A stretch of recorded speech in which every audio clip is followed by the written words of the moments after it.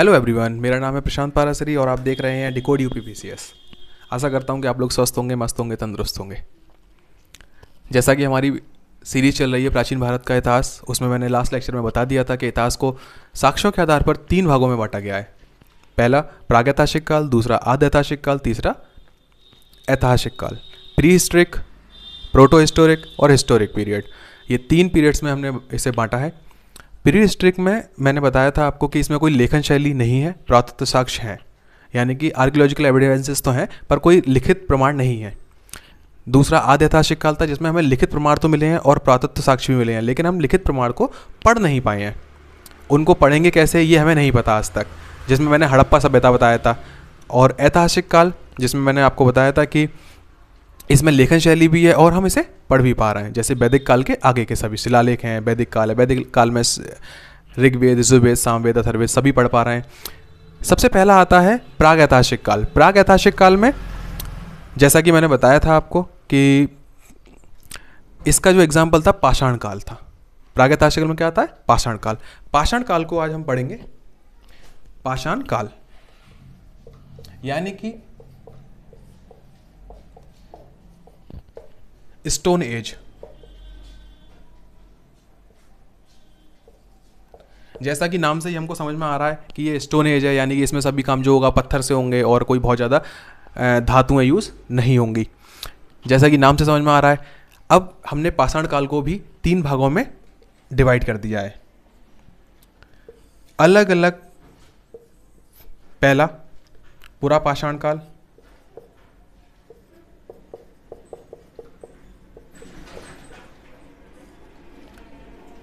दूसरा मध्य पाषाण काल,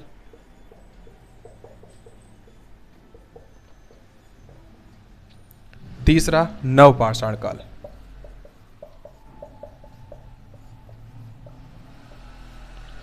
इसे बोलते हैं पुरा पाषाण काल को पैलियोलिथिक एज,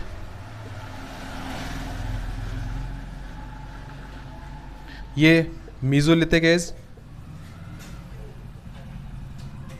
ये न्यूलिथिक एज।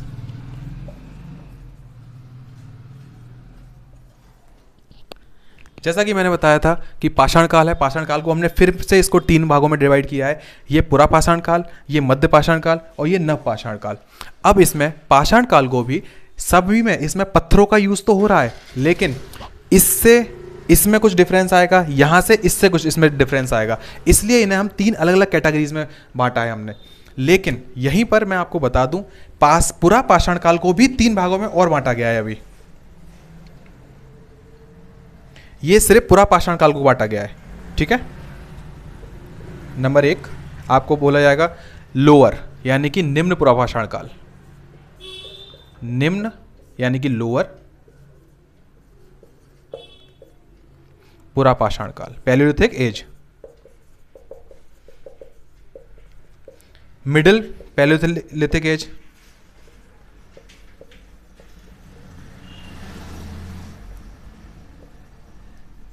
यानी कि मध्य पुरा पाषाण काल। इसे बोलेंगे उच्च, अपर पैलियोलिथिक एज।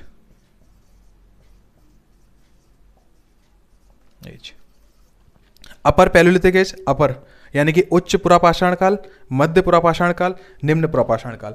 अब यहाँ थोड़ा सा कंफ्यूजन जो रहता है वो मिडिल यानी कि मध्य ये भी है और मध्य ये भी है। इसमें अंतर ये है कि ये है मध्य पाषाण काल है, ये मिडिल पुरा पाषाण काल है। यहाँ पे ये इसका है अंतर और ये पाषाण काल का बीच वाला है, ठीक है। ये ध्यान रखना है, ये मध्य पाषाण काल है, ये मिडिल पुरा पाषाण काल है, ठीक है। यहाँ ये याद रखेंगे। प्लस इनके टाइम पीरियड हैं, जो टाइम पीरियड याद रख लेते हैं, थोड़ा सा लिख लेंगे। पुरा पाषाण काल, पुरा पाषाण काल को 6 लाख से 10 के बीसी, ठीक है। अभी मैं आपको बता दूंगा कि बीसी और एडी क्या है, जिससे कि हमें डेट्स लिखने में दिक्कत ना हो। ये 6 लाख सालों से पीछे से 10,000 तक यहाँ पर पूरा पाषाण काल चला है, और 10,000 से 10,000 के का मतलब यहाँ 1000 है, ठीक है। 10,000 बीसी से लगभग 6,000 बीसी, 6,000 बीसी तक, यानी कि बिफोर क्राइस्ट, बीसी मतलब बिफोर क्राइस्ट तक हमारा मध्य पाषाण काल चला है। और 7,000 बीसी से लगभग 2000 बीसी तक, ये हमारा नवपाषाण काल चला है। ठीक है, मैं यहाँ दो चीज़ें बता दूँ पहले आपको, एडी और बीसी। ये क्या होता है एडी और बीसी? यानी कि देखो ये हमारा चल रहा है 2024, ठीक है, और ये 2024 के जस्ट 2024 साल पहले यहाँ ईसा मसीह का जन्म हुआ था। ईसा मसीह, यहाँ ईसा मसीह का जन्म हुआ था, यानी कि ये हो गया जीरो।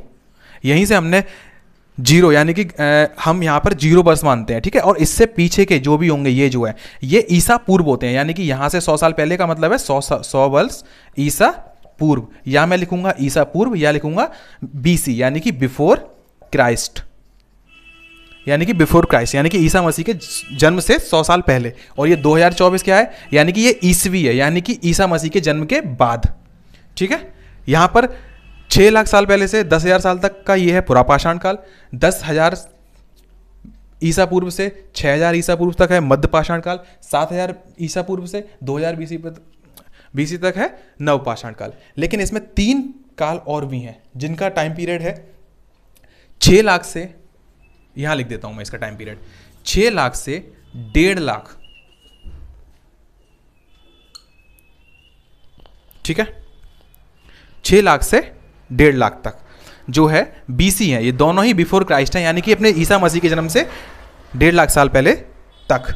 और ये 1.5 लाख से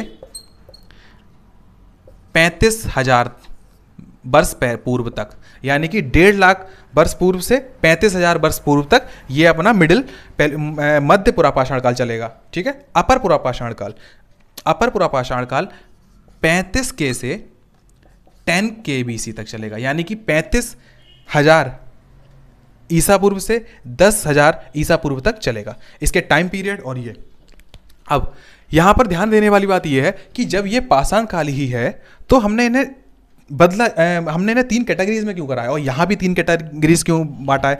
तो इनमें कुछ ना कुछ थोड़े थोड़े डिफरेंसेस हैं। ठीक है, उन डिफरेंसेस को हम अगले लेक्चर में देखेंगे। इसका टाइम पीरियड ध्यान रखना और इनको कैसे बांटा गया ये ध्यान रखना है इसमें। और मध्य पाषाण काल और मध्य पुरापाषाण काल में ये इनमें डिफरेंसेस हैं, ये भी आपको ध्यान रखना है। ठीक है, टाइम पीरियड्स को थोड़ा ध्यान रखना। उसके बाद इनमें, इस कैटेगरी में, इसमें और इसमें थोड़ा